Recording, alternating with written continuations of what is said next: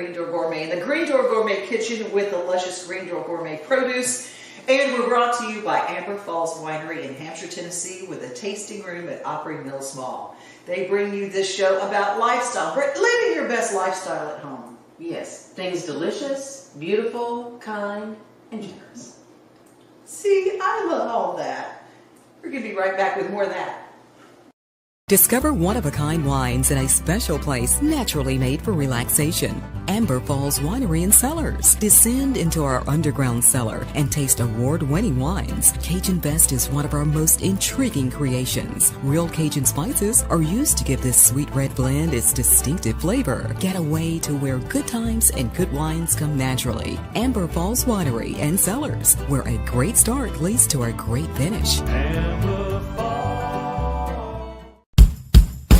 We are not just chicken. We started a movement, raised on family farms, celebrated chefs, proud parents. We are 18 years of hard work, higher standards, with no antibiotics ever. Springer Mountain Farms, fresh chicken. Find at your local grocer. Being a family farm, you look at all the land you farm from a different point of view.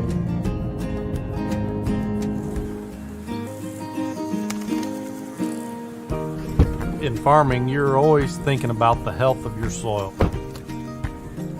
Soil is a living environment, so that plant growing in it is taking things from the soil and putting things back in the soil.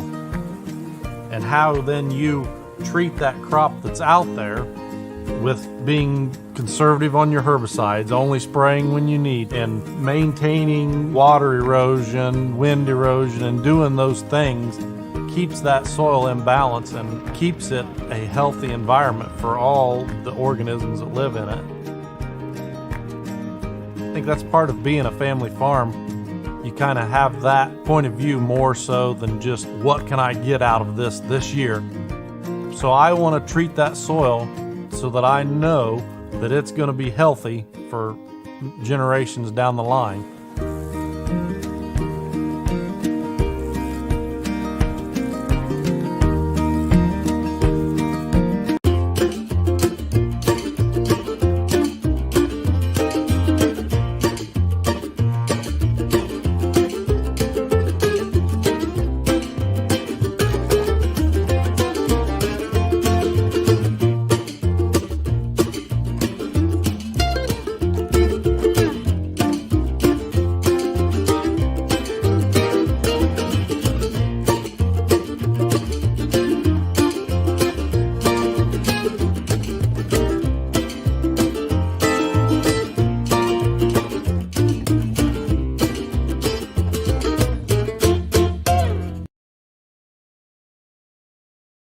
Hi there, this is Dalton Quigley, owner of Quigley's Landscaping, and I know that when you're looking to hire someone to do a project, you want someone who's trustworthy, someone who has good reviews, amazing pictures of projects, and we have just that. So today, on this video, I want to show you just a quick clip of one of our projects, and I'll see you on the other side.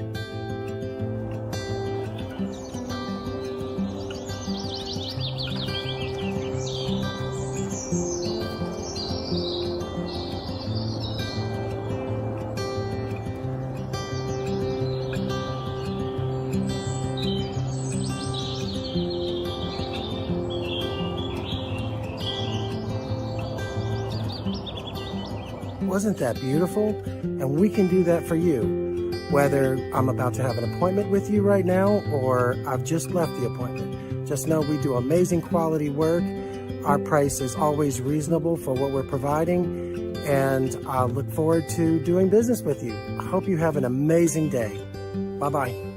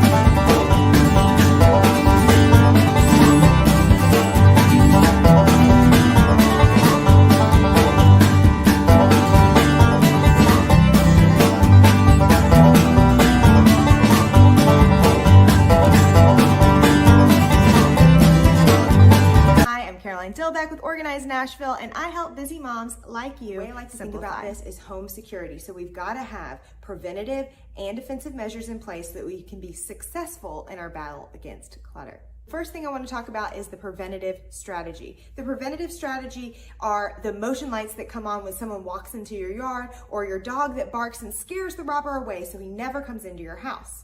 In a recent video, I mentioned that you could go on a 30-day spending freeze. Yes, this is an instant way to decrease the amount of clutter coming into your home. But a less extreme way of going cold turkey with your purchases is to just merely pause before you purchase. And what I mean by that is, again, using Mr. Money Mustache's 3 questions that he uses at a point of purchase to prevent overspending that we're going to use when it comes to keeping clutter from coming into our house. Let's go over those 3 questions. Question 1.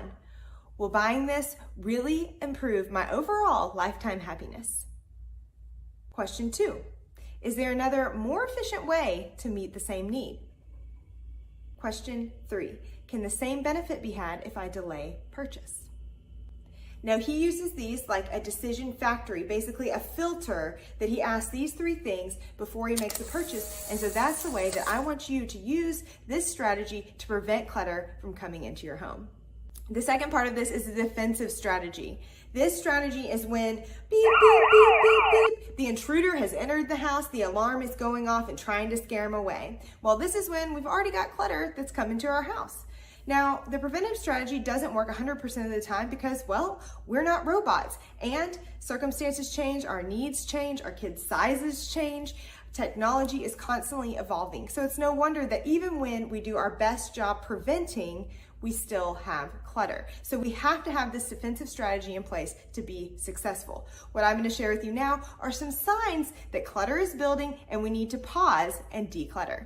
You have a lot of clothing you're waiting to fit again. You're misplacing items that you commonly use, like your phone, your keys. You have a lot of duplicates. You have clothes sitting on a chair or a bench for weeks at a time. And last but not least, you're starting to get a little sentimental about your junk. If these ring true for you, then all that's happened is you've identified that, hey, we've got some clutter and we need to employ some declutter strategies. So just to recap, your strategy for preventing clutter from coming into your home in the first place is to pause before you purchase by asking yourself these 3 questions. And on the back end, your defensive strategy is to be aware and look for these signs that you need to declutter. I hope this will help you employ both some preventative and defensive strategies and help you win the war on clutter. This holiday season, the largest lantern event in the country returns to Nashville Zoo. After sunset, come see more than 1,000 Chinese lanterns. All new designs including mythical beasts, a fantastical North Pole village, even a dragon soaring over your head. Welcome back to Zoo Illumination at Nashville Zoo. Bigger, brighter, and better than ever. It's tater time in Tennessee. Tater time, Tennessee. Or it could be, we're talking taters. We're talking taters today. We're talking taters. The Green Door Gourmet and the Taters all day with Devon And Sylvia. All right, we're talking taters, Devon. Yeah, there's so many different kinds of potatoes, and they're all coming in season right now. If you go anywhere to buy potatoes, you're going to go, wait a minute. Especially if you send your significant other out to buy potatoes. Don't do that. Don't send them to buy potatoes without a very specific list, and tell them to buy the ones in the bag, because you'll know you're going to get what you want. Mm-hmm. Unless they're a tater expert. Yeah, if you're married to a tater expert, that's a whole different thing. Now we're going to talk, it's the holiday season, so we're going to talk sweet potatoes? We're going to talk sweet potatoes, but I wanted to give an ode to the workhorse of the kitchen, which is the regular potato, because you're going to see those as mashed potatoes, you're going to see those as roasted potatoes. So I just wanted to briefly talk about the 3 main workhorses of the kitchen. Okay, first of all, your Yukon Gold. They're going to be your potatoes that are going to be light and fluffy, and when a recipe calls for something like that, you're going to use the Yukon Gold. If you happen to get one that's got a little spot like that, just cut that off. It's still a perfectly fine potato. So this is your Yukon Gold. Your red potatoes, a lot of people use those to mash, but they're going to be a little heavier when you mash them. They've got more starch in them. So I prefer to use a white potato when I'm doing mashed potatoes, unless the only ones I have in the house are red. And guess what? I'm going to use a red potato. That's all my taters. That's what I got. That's what I'm going to use. And then this is a standard arch potato, as my dad would call it, in the mountains in North Carolina, or Irish potato. Utility potato you hear in the restaurant industry. That's one that you're going to make into French fries, peel, make potato chips out of, nice thin, bake it, all that russet sort of stuff. Is this a russet? Russet, yeah. So those are the main three regular taters. We've covered that ground. Now we're going to talk about sweet potatoes. They come in all shapes, sizes, and forms. We have not yet gotten our purple sweet potatoes out of the ground, but they're coming. And then we also have a white sweet potato. They have totally different flavor profiles and starch contents, and you don't find those in the everyday grocery store. They're more of a specialty, come to the farm and get those kind of potatoes. You are starting to see more Japanese sweet potatoes, which have a purple outside and a white inside. Yeah. They're more starchy than a traditional orange sweet potato. And when you cook them, are they white? They stay white, yep. Okay. And they're, for people that don't like super sweet potatoes, they're your go-to for that. Okay. I'm a sweet potato girl. I like them really sweet, yeah. These are not in the same family as these potatoes. Okay. So they are potato. They're not a yam. These are true sweet potatoes. There's a difference in the species of the plant. But we're going to talk sweet potatoes. We've got garnet sweet potatoes here, and then we have a traditional variety, the Beauregards. The Beauregards. That's very southern, I do think. It is. And most of the potatoes you see in the grocery store are going to be this particular variety because it does so well in the lower south where the soil is very poor and sweet potatoes grow really well. So if they can't get any other crop in, they're going to get a good sweet potato crop. So that's why you see Mississippi, Alabama. You'll also see some North Carolina. That's a big crop in North Carolina, in that middle part of the state where the soil isn't quite as good. And then this is a garnet sweet potato. Okay. And it's a little bit more red. When you cut into it, this is going to be very orangey. Like a seal laying down. Oh. And this is going to be a little bit more red on the inside. Okay. So just a little deeper in color. Flavor profile. Garnet red. Okay. Gotcha. Very similar. So with sweet potato, you cure a sweet potato when it comes out of the ground? That's the thing that I wanted to really talk about. I've never heard of curing a sweet potato, but let's talk about what that does and why that is. You don't just pull them right out of the ground and eat them. A potato, whether it's this kind of potato or a sweet potato, when it comes out of the ground, the skin is very soft. Okay. You can just flick it off with your fingernail. Okay. It's not going to store if it has all that bacteria that can get right to the flesh. So what you want to do is you want to take it out very carefully. A lot of times we'll leave a lot of dirt on them until it dries, and then we can come back and just brush the dirt off. The skin will harden up just like it would on a butternut squash or any other kind of squash, and that is what's called curing. You want about 2 weeks in a nice dark, cool temperature, and that will make the skin harden off a little bit so that if you tap them together, it doesn't automatically bruise the potato. Wow. So you have cured your sweet potatoes. Cured them. And now when you get ready to cook them, you can do one of two things. Some people actually peel them and go ahead and dice them up and cook them that way in the shape that they want. But a lot of times, I'm in a hurry. I'm just going to put them on a baking sheet and throw them in the oven. If you have been roasting something, say you have a pot roast that's come out, your oven's at about 375, and you're thinking, oh man, it's time to turn the oven off. What can I do with that energy? Because energy is expensive now. Right. Put a couple of sweet potatoes on a sheet pan, put it in the oven, leave it overnight, come back the next morning, they're cooked perfectly. Don't waste the oven time. Just low and slow overnight to cool off. It'll work great. Or even faster, if you're going to do them in the microwave, please make sure you remember to take a fork, prick it all the way around, because otherwise it's going to explode on you in the microwave and not be very good. So 3 ways to make sweet potatoes. Then you take a sledgehammer and chisel just about it to get it out of your microwave. We don't want to do that. So they're super easy to use and make and super delicious. If you want, I love, and I've been to restaurants where they cube them and then roast them with oil on them in the oven. They're so good that way. Do you need to parboil these first before you cut them into cubes? No.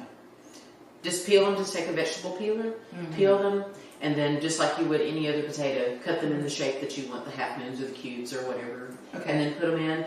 toss them with the oil. You know, grab a mixing bowl. Yeah. Put the potatoes in. Toss them with the oil there. And not drizzle it. Don't drizzle it because you're going to miss potatoes along the way, and you're going to be very sad and look very dry. So go ahead and cook them. Put your seasoning on them. Then spread them out. Make sure you can get air circulation around all the potatoes in the pan.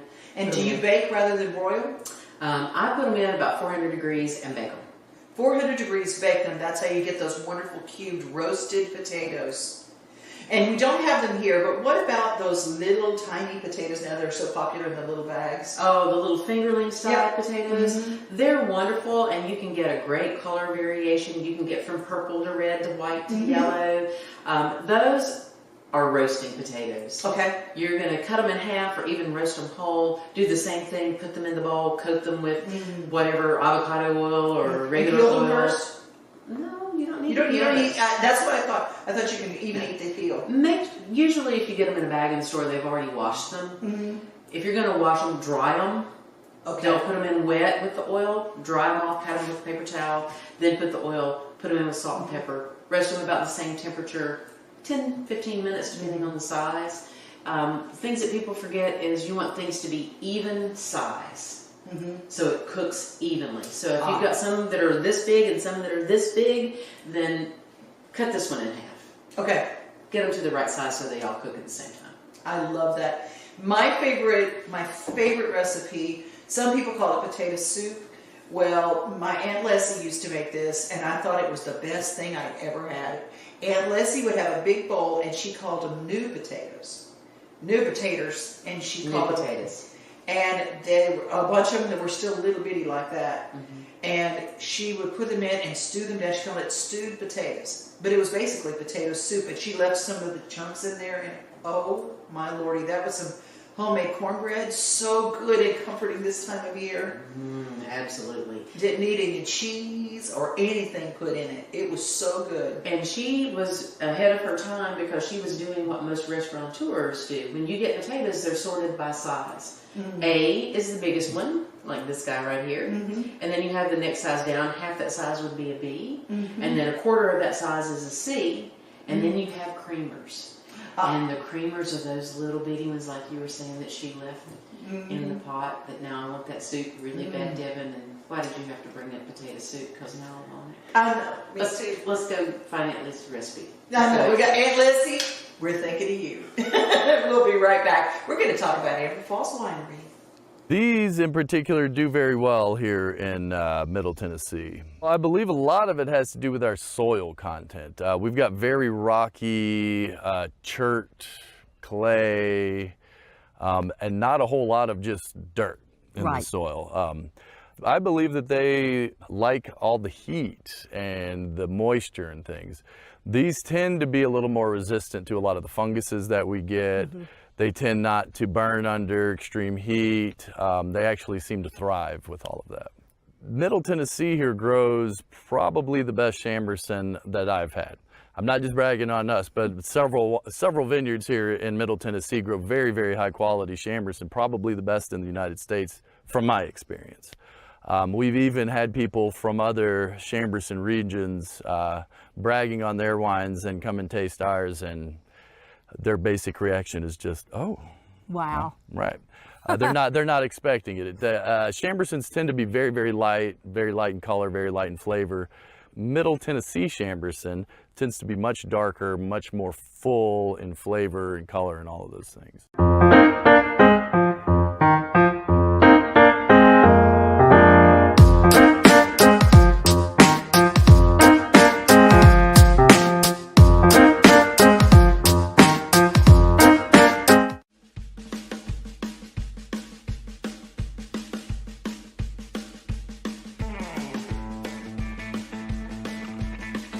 My name is Scott Peck, and I'm a chef here at the Loveless Cafe, and I've been here for 8 years. People have been coming to the Loveless for 70 years just because of the old school feel we have, the family atmosphere, and we've been able to keep our traditions alive just by taking the classic Southern food and putting just kind of different twists on it.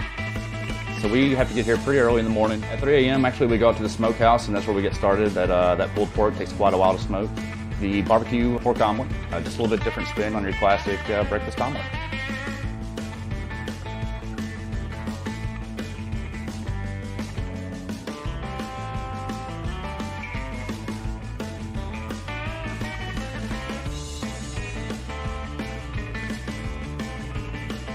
My best tip for reinventing breakfast would be just bringing in different ingredients you don't typically see in breakfast and really just kind of place your food a little bit, just add some more stuff to it. I think cast iron is essential when making breakfast because it gives you just a more rich flavor.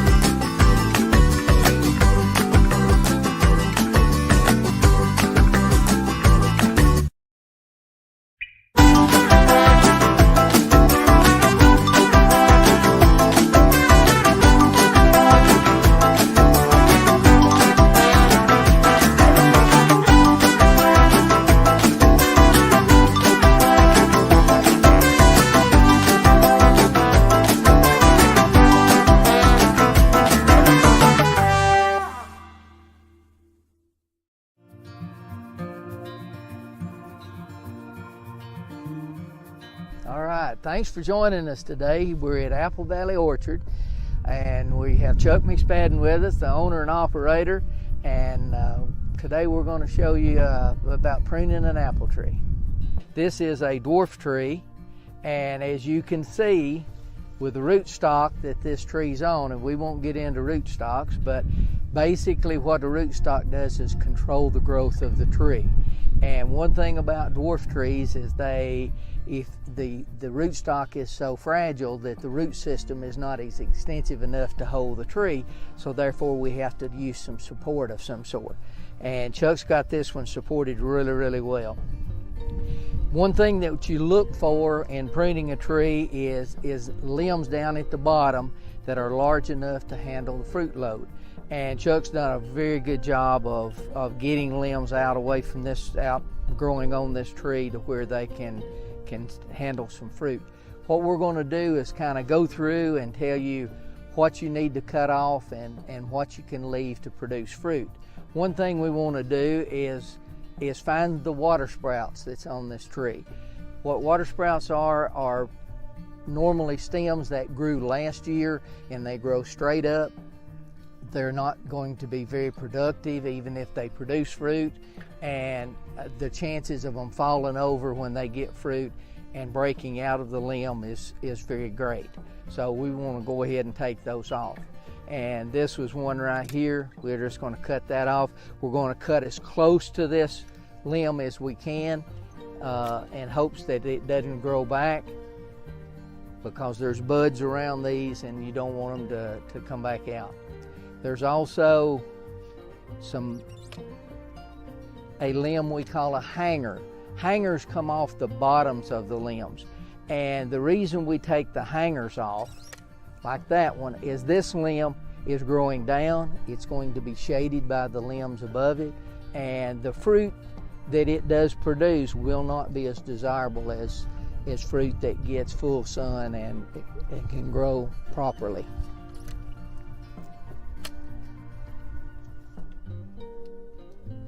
What we want to leave is these side branches that come off, and the terminal ends are okay, but what we want to do is kind of remove some of those that's growing up in order to let more sunlight in. And the key to great fruit production is having a tree open enough where sunlight can come in and get to that fruit, and you'll get more sugars in the fruit, you'll get better color, and it's also easier to maintain too, for us as homeowners. So, I got a DUI. Mom, Dad. Why didn't you just call someone for a ride? I wasn't thinking ahead. I didn't think I was gonna get caught. Yeah, my best friend Tim. Still coming to my bachelor party next month? This DUI cost me 10 grand, so no. Yeah, you, in the back. Did you know I almost died when you hit me? I didn't think this would affect so many people. You think it was worth it? No more questions.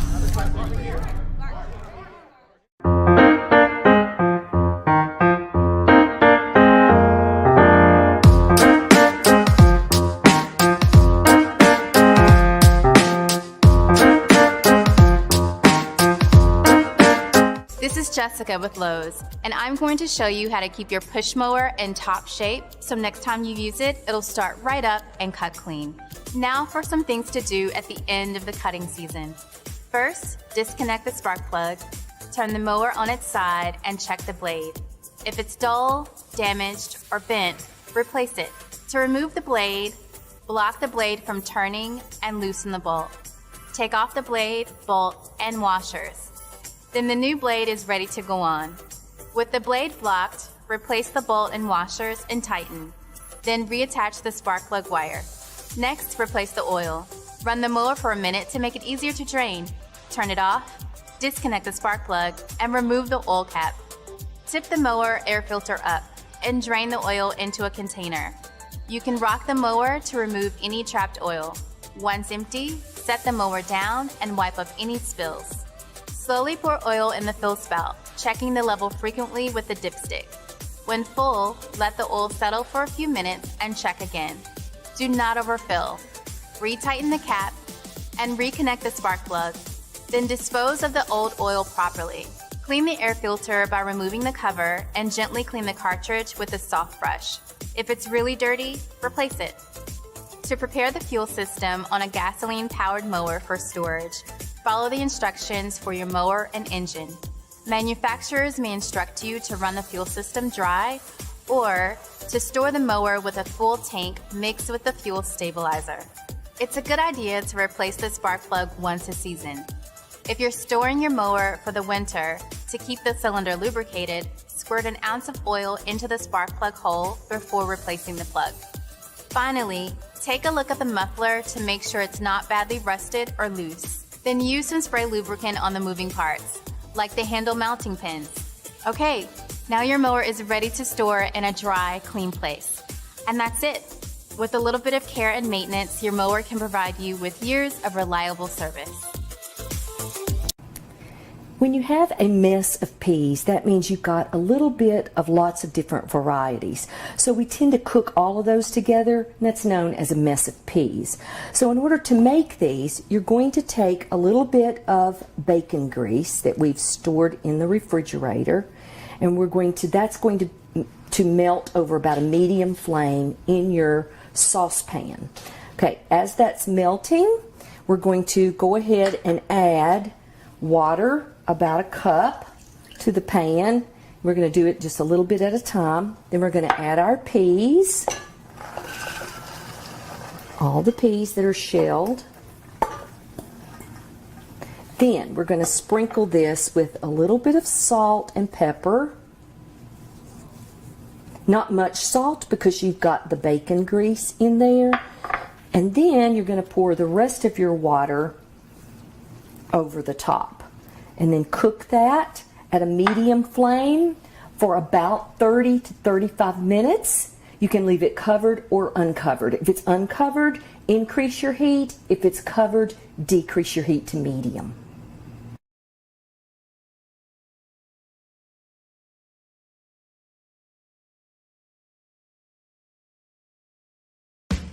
Christmas for Kids is back at the Ryman this November 21st. Christmas for Kids provides children with shopping sprees, coats, and unforgettable experiences every year. This annual fundraising concert helps bring that experience to more kids. This year is hosted by Phil Vassar and includes Chris Young. The frontmen, which is Richie McDonald, formerly of Lone Star, Larry Stewart of Restless Heart, Tim Rushlow, formerly of Little Texas, Essex County, and a whole lot more. Christmas for Kids, November 21st. To purchase tickets, go right now to Ryman.com.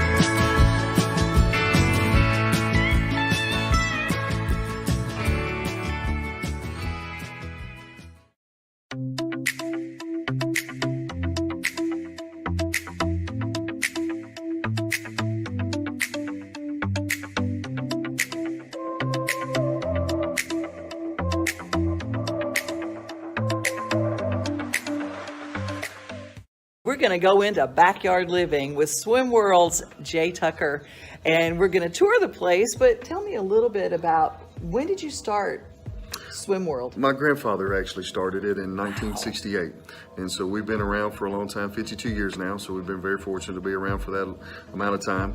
My wife Amanda and I bought the business from my grandfather in 2004, and so we're continuing the business, and have expanded it quite from the very beginning days, and so we're fortunate to be able to offer some backyard living, swimming pools, fireplaces, and all that kind of stuff, and help people make memories and enjoy their families and friends. Hey, tell us what these lockers are. Well, one of the things that we found is that we had people that maybe couldn't get to us in our normal working hours, and so with our website, when we created our online store, to make it easier for folks, is to be able to come after hours. So it could be at midnight, it could be Sunday, it could be whatever is convenient for you.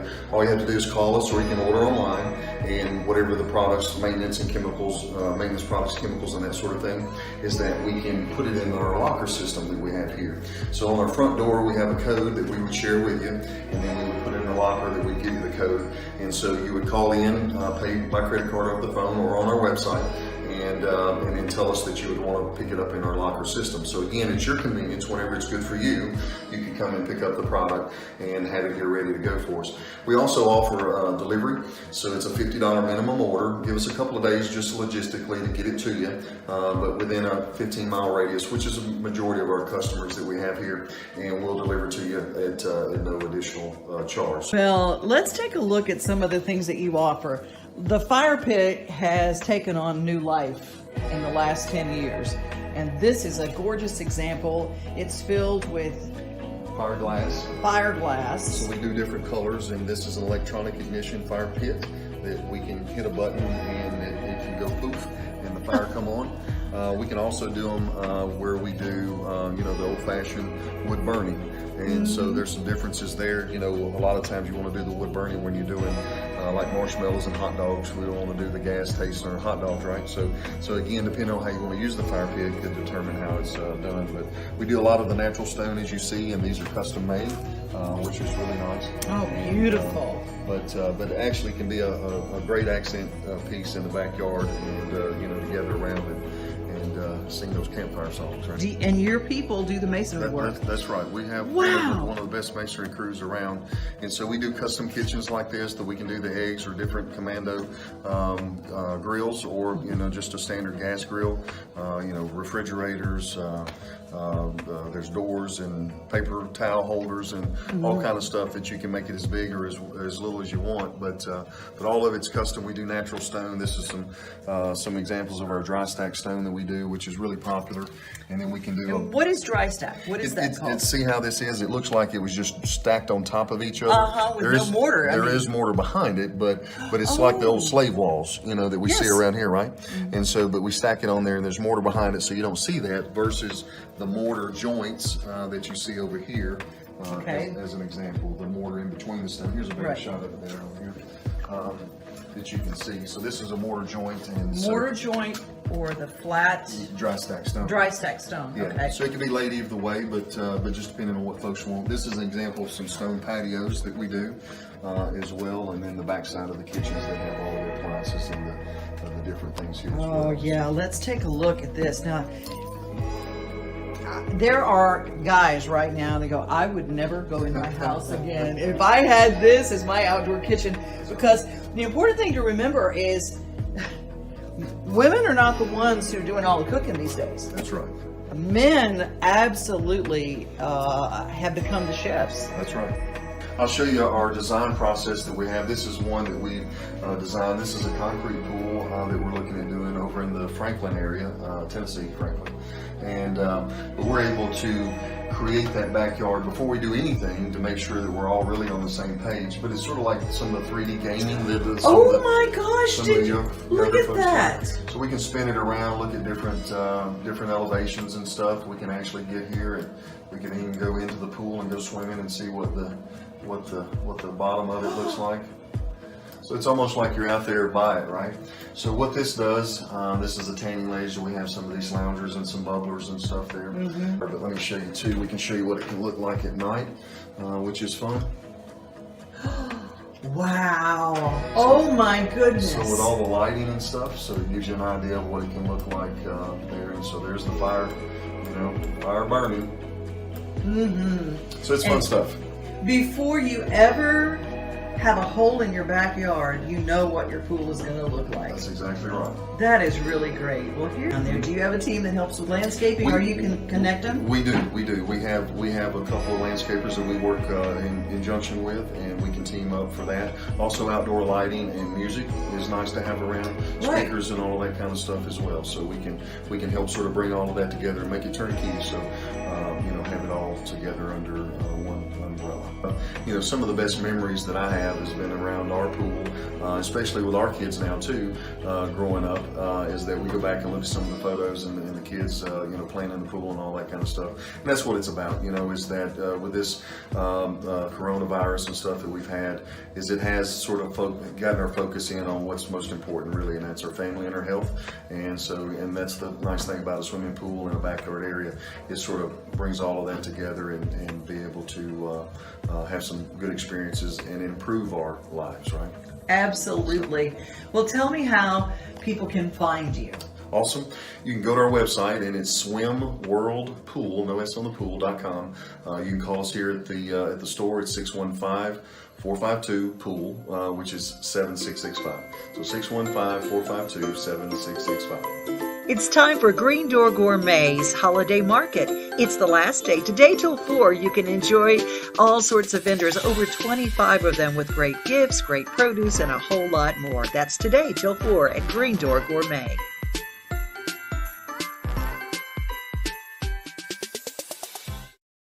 We're here with Chef Chris McCorkle from Black Diamond Culinary.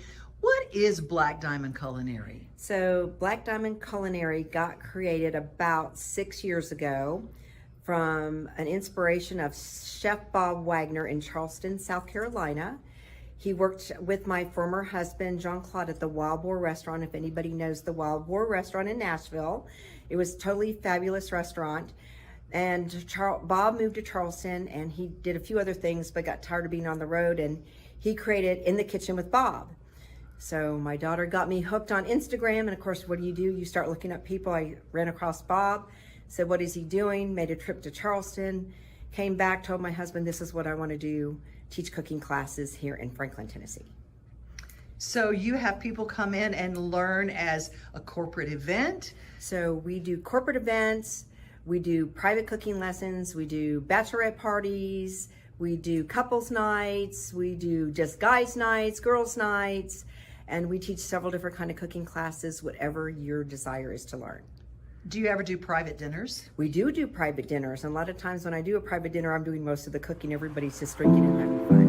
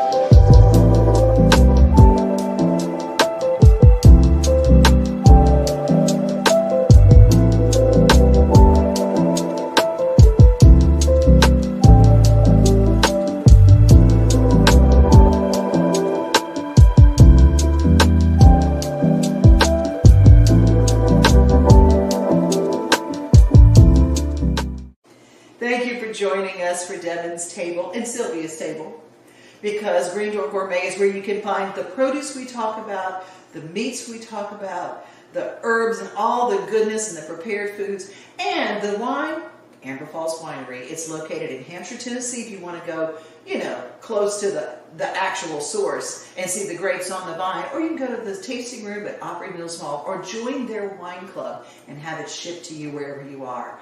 We are here each and every week, and we are so glad that you are too. Remember, follow, subscribe, and share. And if you're looking for a blessing, remember, you got to first be one. lost